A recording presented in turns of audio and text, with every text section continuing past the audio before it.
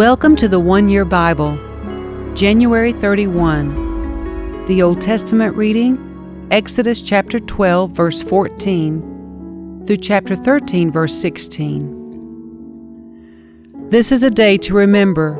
Each year from generation to generation, you must celebrate it as a special festival to the Lord.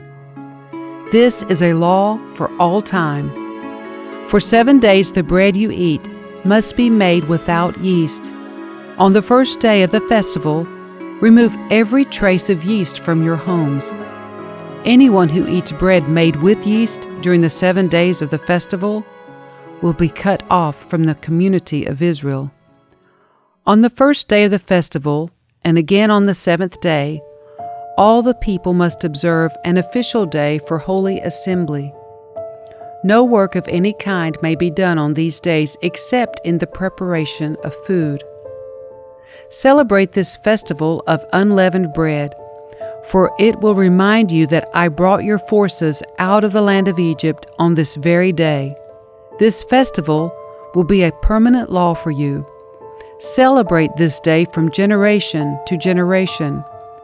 The bread you eat must be made without yeast from the evening of the 14th day of the first month until the evening of the 21st day of that month. During those 7 days, there must be no trace of yeast in your homes. Anyone who eats anything made with yeast during this week will be cut off from the community of Israel. These regulations apply both to the foreigners living among you and to the native-born Israelites. During those days you must not eat anything made with yeast. Wherever you live, eat only bread made without yeast. Then Moses called all the elders of Israel together and said to them, "Go, pick out a lamb or young goat for each of your families, and slaughter the Passover animal. Drain the blood into a basin. Then take a bundle of hyssop branches and dip it into the blood.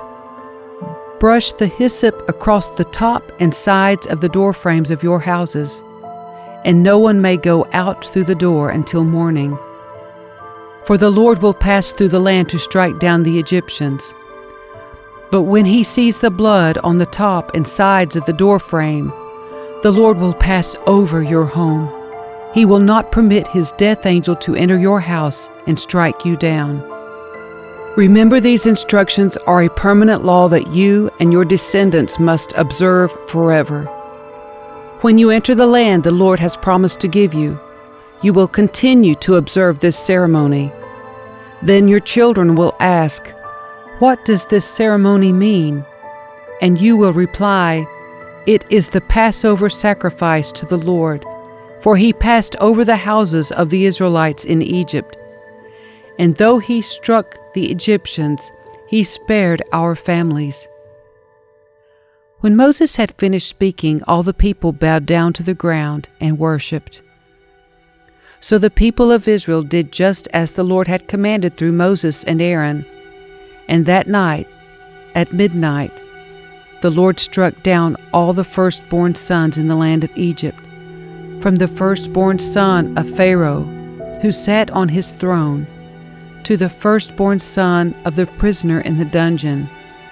Even the firstborn of their livestock were killed. Pharaoh and all his officials and all the people of Egypt woke up during the night, and loud wailing was heard throughout the land of Egypt. There was not a single house where someone had not died. Pharaoh sent for Moses and Aaron during the night. "Get out," he ordered. "Leave my people, and take the rest of the Israelites with you. Go and worship the Lord as you have requested. Take your flocks and herds, as you said, and be gone. Go, but bless me as you leave." All the Egyptians urged the people of Israel to get out of the land as quickly as possible, for they thought, "We will all die." The Israelites took their bread dough before yeast was added. They wrapped their kneading boards in their cloaks and carried them on their shoulders. And the people of Israel did as Moses had instructed. They asked the Egyptians for clothing and articles of silver and gold. The Lord caused the Egyptians to look favorably on the Israelites, and they gave the Israelites whatever they asked for. So they stripped the Egyptians of their wealth. That night, the people of Israel left Ramses and started for Succoth. There were about 600,000 men, plus all the women and children. A rabble of non-Israelites went with them, along with great flocks and herds of livestock. For bread they baked flat cakes from the dough without yeast they had brought from Egypt. It was made without yeast because the people were driven out of Egypt in such a hurry that they had no time to prepare the bread or other food. The people of Israel had lived in Egypt for 430 years. In fact, it was on the last day of the 430th year that all the Lord's forces left the land. On this night the Lord kept his promise to bring his people out of the land of Egypt. So this night belongs to him, and it must be commemorated every year by all the Israelites, from generation to generation. Then the Lord said to Moses and Aaron, "These are the instructions for the festival of Passover. No outsiders are allowed to eat the Passover meal, but any slave who has been purchased may eat it if he has been circumcised. Temporary residents and hired servants may not eat it. Each Passover lamb must be eaten in one house. Do not carry any of its meat outside, and do not break any of its bones. The whole community of Israel must celebrate this Passover festival. If there are foreigners living among you who want to celebrate the Lord's Passover, let all their males be circumcised. Only then may they celebrate the Passover with you like any native-born Israelite. But no uncircumcised male may eat the Passover meal. This instruction applies to everyone, whether a native-born Israelite or a foreigner living among you." So all the people of Israel followed all the Lord's commands to Moses and Aaron. On that very day the Lord brought the people of Israel out of the land of Egypt like an army. Then the Lord said to Moses, "Dedicate to me every firstborn among the Israelites. The first offspring to be born of both humans and animals belongs to me." So Moses said to the people, "This is a day to remember forever, the day you left Egypt, the place of your slavery. Today the Lord has brought you out by the power of his mighty hand. Remember, eat no food containing yeast. On this day in early spring, in the month of Abib, you have been set free. You must celebrate this event in this month each year after the Lord brings you into the land of the Canaanites, Hittites, Amorites, Hivites, and Jebusites. He swore to your ancestors that he would give you this land, a land flowing with milk and honey. For 7 days, the bread you eat must be made without yeast. Then on the 7th day, celebrate a feast to the Lord. Eat bread without yeast during those 7 days. In fact, there must be no yeast bread or any yeast at all found within the borders of your land during this time. On the 7th day, you must explain to your children, 'I am celebrating what the Lord did for me when I left Egypt.' This annual festival will be a visible sign to you, like a mark branded on your hand or your forehead. Let it remind you always to recite this teaching of the Lord. With a strong hand, the Lord rescued you from Egypt. So observe the decree of this festival at the appointed time each year. This is what you must do when the Lord fulfills the promise he swore to you and to your ancestors. When he gives you the land where the Canaanites now live, you must present all firstborn sons and firstborn male animals to the Lord, for they belong to him. A firstborn donkey may be bought back from the Lord by presenting a lamb or young goat in its place. But if you do not buy it back, you must break its neck. However, you must buy back every firstborn son. And in the future, your children will ask you, 'What does all this mean?' Then you will tell them, 'With the power of his mighty hand, the Lord brought us out of Egypt, the place of our slavery. Pharaoh stubbornly refused to let us go, so the Lord killed all the firstborn males throughout the land of Egypt, both people and animals. That is why I now sacrifice all the firstborn males to the Lord, except that the firstborn sons are always bought back. This ceremony will be like a mark branded on your hand or your forehead. It is a reminder that the power of the Lord's mighty hand brought us out of Egypt.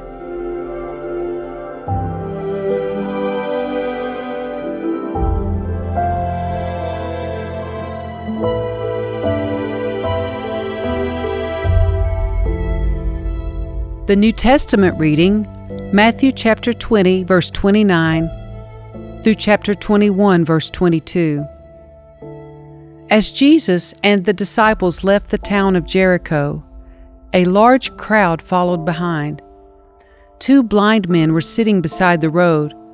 When they heard that Jesus was coming that way, they began shouting, "Lord, Son of David, have mercy on us!" "Be quiet," the crowd yelled at them. But they only shouted louder, "Lord, Son of David, have mercy on us!" When Jesus heard them, he stopped and called, "What do you want me to do for you?" "Lord," they said, "we want to see." Jesus felt sorry for them and touched their eyes. Instantly they could see. Then they followed him. As Jesus and the disciples approached Jerusalem, they came to the town of Bethphage on the Mount of Olives. Jesus sent 2 of them on ahead. "Go into the village over there," he said. "As soon as you enter it, you will see a donkey tied there with its colt beside it. Untie them and bring them to me. If anyone asks what you're doing, just say, 'The Lord needs them,' and he will immediately let you take them." This took place to fulfill the prophecy that said, "Tell the people of Jerusalem, 'Look, your king is coming to you. He is humble, riding on a donkey's colt.'" The 2 disciples did as Jesus commanded. They brought the donkey and the colt to him and threw their garments over the colt, and he sat on it. Most of the crowd spread their garments on the road ahead of him, and others cut branches from the trees and spread them on the road. Jesus was in the center of the procession, and the people all around him were shouting, "Praise God for the Son of David!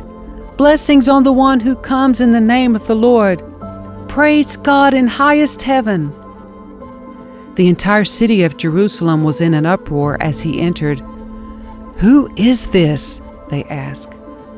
And the crowds replied, "It's Jesus, the prophet from Nazareth in Galilee."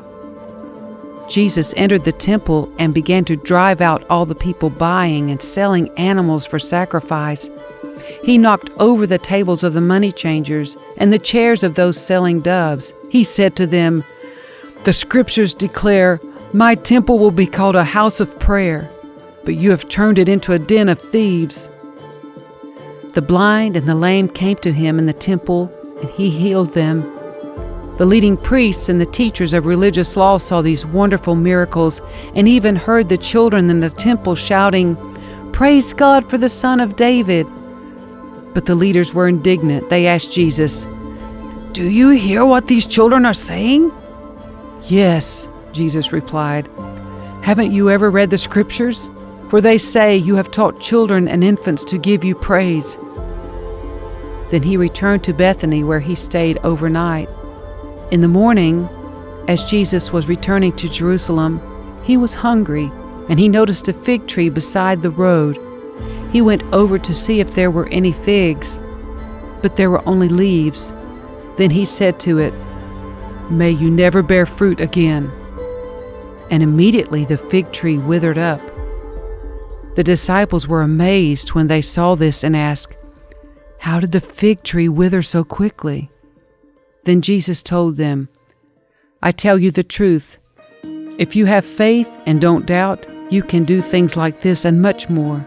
You can even say to this mountain, 'May you be lifted up and thrown into the sea,' and it will happen. You can pray for anything, and if you have faith, you will receive it.